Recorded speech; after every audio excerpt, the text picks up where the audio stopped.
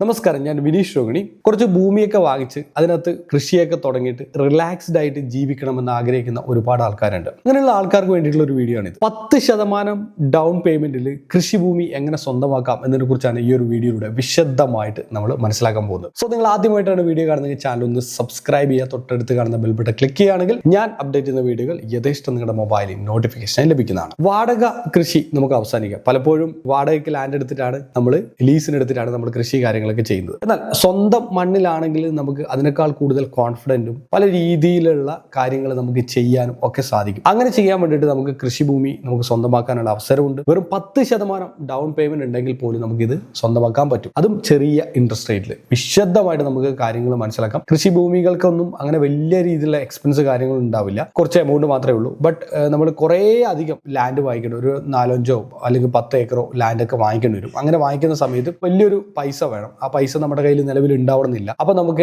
എന്താ ചെയ്യുക എന്നുള്ള ടെൻഷനിലായിരിക്കും. എല്ലാവർക്കും കൃഷി ചെയ്യണം എന്നുള്ള ആഗ്രഹം ഉണ്ട് യുവാക്കൾക്കെല്ലാം. സ്ഥലം ഇല്ലാത്തതിന്റെ ബുദ്ധിമുട്ടാണ്. എന്നാൽ ഒരുപാട് സ്ഥലമുള്ള ആൾക്കാരാണെങ്കിലും കൃഷി ചെയ്യുകയും ചെയ്തില്ല. അവർ വിദേശ രാജ്യങ്ങളിൽ പോയിരിക്കുകയാണ്. അപ്പൊ ഇതൊക്കെയാണ് അവസരം എന്ന് പറയുന്നത്. സോ ഈ സ്കീം നടപ്പിലാക്കുന്നത് നബാർഡാണ്. നബാർഡിനെ കുറിച്ച് നിങ്ങൾ കേട്ടിട്ടുണ്ടോ? NABARD, national bank for agricultural and rural development. ഇതാണ് നബാർഡിനെ കുറിച്ച് പറയുന്നത്. അപെക്സ് ബോഡി, ഗ്രാമീണ വികസനത്തിനായുള്ള പ്രധാന ബാങ്കാണ് നബാർഡ്. അതേപോലെ തന്നെ സ്മോൾ ഫാമേഴ്സ്, ചെറുകിട കർഷകർക്ക് പ്രത്യേക പരിഗണന കൊടുക്കുന്ന ഒരു ബാങ്കാണ്. ബെറ്റർ ടേംസ്, വാണിജ്യ ബാങ്കുകളെക്കാൾ മികച്ച ലാഭം കിട്ടുന്ന ബാങ്കാണ് പദ്ധതി. അപ്പൊ ഇവരുടെ പദ്ധതികളൊക്കെ എന്താണ് റൂറൽ ഡെവലപ്മെന്റിനോട് അഗ്രികൾച്ചർ ഡെവലപ്മെന്റിനൊക്കെ വേണ്ടിയിട്ടുള്ളതാണ്. പലർക്കും നബാർഡിന്റെ സ്കീമുകളെ കുറിച്ചും നബാർഡിന്റെ സ്കീമുകളിൽ എങ്ങനെ അപ്ലൈ ചെയ്യുന്നു, നബാർഡ് എന്താണെന്ന് പോലും അറിയാത്ത ആൾക്കാരാണ്. എല്ലാവർക്കും അറിയുന്നത് ഈ കൃഷി ഓഫീസ് ഉണ്ടാവും ഓരോ പഞ്ചായത്തിലും, അവരെ മാത്രമേ അറിയുള്ളൂ. വേറെ ഒരാളുമായിട്ട് ഒരു ബന്ധങ്ങളും ഉണ്ടാവില്ല. ഇനി മാക്സിമം പോയി DICയുമായിട്ട് ബന്ധം ഉണ്ടാവും, ഇത്രയും ഉണ്ടാവുള്ളൂ. അതുപോലെ തൊട്ടടുത്തുള്ള ബാങ്കും ഉണ്ടാവും. ഇവിടുന്ന് ഒന്നും നമുക്ക് ഈ വിചാരിക്കുന്ന തരത്തിലുള്ള വലിയ സ്കീമുകളൊന്നും നമുക്ക് കിട്ടണമെന്നില്ല.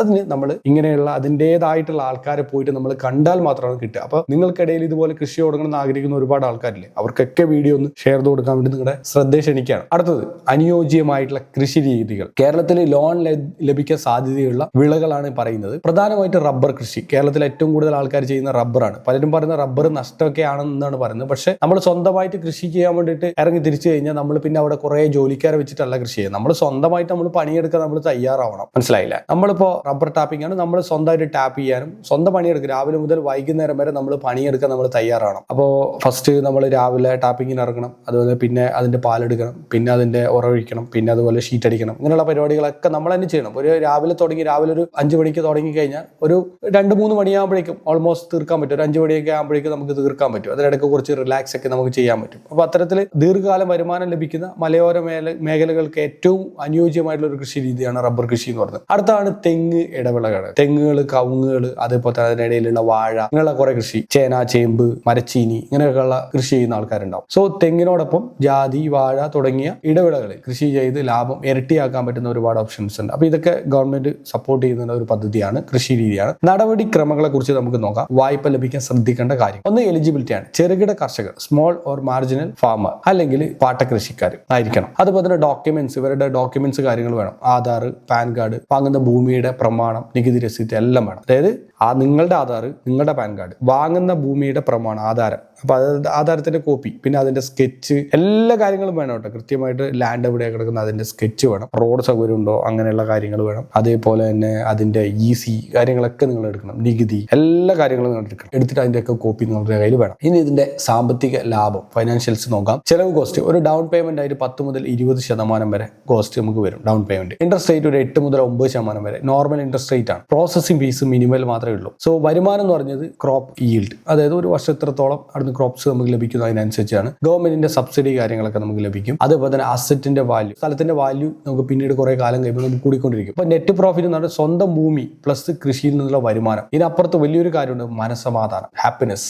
അത് നന്നായിട്ട് നമുക്ക് കിട്ടും. നമ്മൾ നല്ല രീതിയിൽ പരിപാലിക്കുകയാണെങ്കിൽ നമുക്ക് കിട്ടും. നമ്മൾ ഓടിച്ചാടി നടന്ന് വേറെ എന്തെങ്കിലും ജോലിയോ വേറെ എന്തെങ്കിലും ബിസിനസ്സോ പരിപാടികൾക്കൊക്കെ പോകുന്നവർക്കൊന്നും ഇത് നടക്കില്ല. ഫുൾ ടൈം കൃഷിനെ ഒരു സന്തോഷകരമായിട്ട് കാണണം. അത് നമ്മുടെ ഈ ഒരു സ്മാർട്ട് ഫോണൊക്കെ ഉപയോഗിച്ചിട്ട് വളരെ ഹാപ്പി ആയിട്ട് ജീവിക്കുന്ന ഒരു കാലത്തെ കുറിച്ച് ചിന്തിക്കുന്നുണ്ടോ? ഇന്ന് പല ആൾക്കാരും വിദേശ ഗ്രാമപ്രദേശത്തുള്ള ആൾക്കാരൊക്കെ നഗരങ്ങളിൽ നിന്നൊക്കെ അവരെ സ്ഥലവും വീടും എല്ലാം ഒഴിവാക്കിയിട്ട് ഗ്രാമപ്രദേശങ്ങളിൽ, വളരെ റിമോട്ടായ ഗ്രാമപ്രദേശങ്ങളിൽ പോയിട്ട് ഒരുപാട് ലാൻഡൊക്കെ വാങ്ങിച്ചിട്ട് അവിടെ കൃഷി ചെയ്ത് സ്വന്തം കൃഷിയിൽ നിന്നുള്ള വിളകൾ തന്നെ ഭക്ഷിച്ച് ജീവിക്കുന്ന ഒരു പ്രവണത കൂടി വരികയാണ്. കാരണം പഴയ കാലത്തേക്ക് എല്ലാവരും തിരിച്ചു പോവുകയാണ്. പുതിയ കാലത്ത് ഇനി അധികം ജീവിക്കാൻ പറ്റില്ല. ഇന്ന് രാവിലെ ഞാൻ വീഡിയോ ചെയ്യുന്ന രാവിലെ തന്നെ കണ്ട കൊച്ചിയിൽ ഈ മാലിന്യങ്ങൾ കംപ്ലീറ്റ്, ഈ പുകമാലിന്യങ്ങളുണ്ട്, അത് കംപ്ലീറ്റ് മഞ്ഞായിട്ട് പുകമഞ്ഞ് ഉത്ഭവപ്പെട്ടുകൊണ്ടിരിക്കുക കൊച്ചിയിൽ. നിങ്ങൾ ആലോചിച്ച് നോക്കി, ഇത് എത്ര ഭയങ്കര ഭീഷണിയുള്ള ഒരു സംഭവം എന്നറിയാം, എത്രത്തോളം ആരോഗ്യ പ്രശ്നങ്ങൾ ഉണ്ടാക്കുന്ന സംഭവമാണെന്ന് അറിയാം. അപ്പം ഇതൊക്കെ നമ്മുടെ നാട്ടിൽ സംഭവിക്കുന്നുണ്ട്, ഭയങ്കര പേടിയാണ്. അപ്പോൾ വളരെ റിമോട്ട് ആയിട്ടുള്ള ഏരിയയിൽ പോയിട്ട് നമ്മൾ എന്ത് ചെയ്യുക, ഹാപ്പി ആയിട്ട് ജീവിക്കുക. ഇതൊരു ഒരു ടൈപ്പ് ഓഫ് ആൾക്കാർക്ക്, അങ്ങനെ എല്ലാവർക്കും ഇത് ഉപകാരപ്രദമാവുന്നല്ല. നമ്മുടെ ആൾക്കാരിൽ ഒരു 100 പേരെടുത്ത ഒരു 5-6 പേർക്ക് ചിലപ്പോൾ ഇങ്ങനെയുള്ള ഇൻട്രസ്റ്റ് ഉണ്ടായിരിക്കാം. ഹാപ്പി ആയിട്ട് സമാധാനത്തോടുകൂടി, ഒരു ടെൻഷനില്ല, ഒരു പുറലോകമായിട്ട് ഒരു ബന്ധമില്ലാത്ത രീതിയിൽ ജീവിക്കണം, ഭയങ്കര ഹാപ്പി ആയിട്ട് ജീവിക്കണം എന്നൊക്കെ വിചാരിക്കുന്നുണ്ട്. അങ്ങനെ ചെയ്യാം. ഓരോ വർഷമോ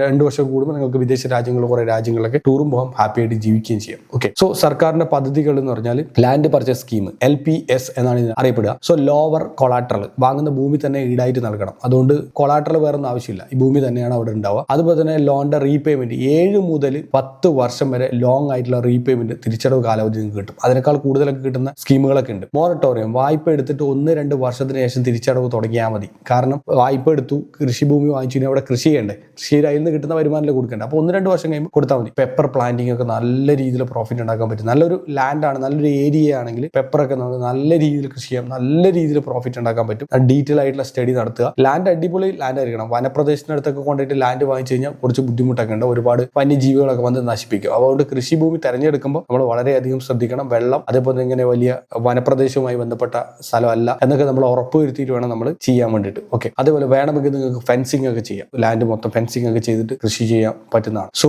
മണ്ണിനെ അറിയുന്നവർക്ക് പൊന്നു വിളയിക്കാൻ പറ്റും. സ്വന്തം മണ്ണിൽ കൃഷി ചെയ്യാൻ ഇതിലും നല്ലൊരു അവസരം ജീവിതത്തിൽ ഒരിക്കലും നമുക്ക് കിട്ടാൻ പോകുന്നില്ല. നമ്മൾ ഒരിക്കലെങ്കിലും നമ്മൾ ട്രൈ ചെയ്യേണ്ട ഒരു കാര്യം തന്നെയാണ്. കുറെ കൃഷിഭൂമി ഉണ്ടെങ്കിൽ അത് നമ്മുടെ ഒരു വലിയൊരു ഭാഗ്യമായിട്ട് തന്നെ തുടരും എന്ന് തർക്കമൊന്നുമില്ല. നമുക്കൊന്നും ഒരു വരുമാനം ഇല്ലെങ്കിലും അവിടെയുള്ള തെങ്ങിൽ നിന്നും കുറെ തേങ്ങയും, അതേപോലെ തന്നെ അവിടെ കവുങ്ങിൽ നിന്നും കുറച്ച് അടക്കയും ഒക്കെ നമുക്ക് കിട്ടിക്കഴിഞ്ഞാൽ, കുറച്ച് റബ്ബറും ഒക്കെ ഉണ്ടായി കഴിഞ്ഞാൽ നമുക്ക് ഇതിൽ നിന്ന് നമുക്ക് ഒരു മാസം ഒരു 30,000 റുപ്പീസിലൊക്കെ നമുക്ക് സുഖമായി ജീവിക്കാം. നിലവിൽ സർക്കാരിലെ ഒരു ബേസിക് ആയിട്ടുള്ള ഒരു ജോലി കിട്ടിക്കഴിഞ്ഞാൽ രാവിലെ മുതൽ വൈകുന്നേരം വരെ കഷ്ടപ്പെട്ടിട്ട് പണിയെടുത്ത്, ഈ ടെൻഷൻ മേടിച്ചിട്ട് പണിയെടുത്ത് കഴിഞ്ഞാൽ നമുക്ക് ഒരു മാസം കിട്ടുന്ന ഒരു 30,000 ആണ്. ആ 30,000 സുഖമായിട്ട് നമ്മളുടെ ഈ ഒരു തെങ്ങും കവുങ്ങും ഈ പറഞ്ഞ റബ്ബറും ഈ വാഴയും നമുക്ക് തരും. അവിടെ കുറച്ച് സമയം നമ്മൾ സ്പെൻഡ് ചെയ്യണമെന്ന് മാത്രമേ ഉള്ളൂ. ടെൻഷൻ ഇല്ല, ഭയങ്കര റിലാക്സേഷനോടുകൂടി വർക്ക് ചെയ്യാം. അങ്ങനെ എല്ലാവരും നല്ല രീതിയിൽ ഹാപ്പി ആയിട്ട് ജീവിക്കുക എന്ന് മാത്രം പറയുന്നു. നിങ്ങളുടെ കൃഷിയെ ഇഷ്ടപ്പെടുന്ന, മണ്ണിൽ പണിയെടുക്കാൻ ആഗ്രഹിക്കുന്ന നിങ്ങളുടെ ഒരുപാട് സുഹൃത്തുക്കളുണ്ട്, അവർക്കൊക്കെ ഈ വീഡിയോ ഒന്ന് ഷെയർ കൊടുക്കുക. നിങ്ങളുടെ വിലപ്പെട്ട അഭിപ്രായങ്ങളും നിർദ്ദേശങ്ങളും കമന്റ് ബോക്സിൽ രേഖപ്പെടുത്താം. മറ്റൊരു മികച്ച വീഡിയോ ആയിട്ട് നമ്മൾ നാളെ കാണാം. It's me Shoni, signing off. By.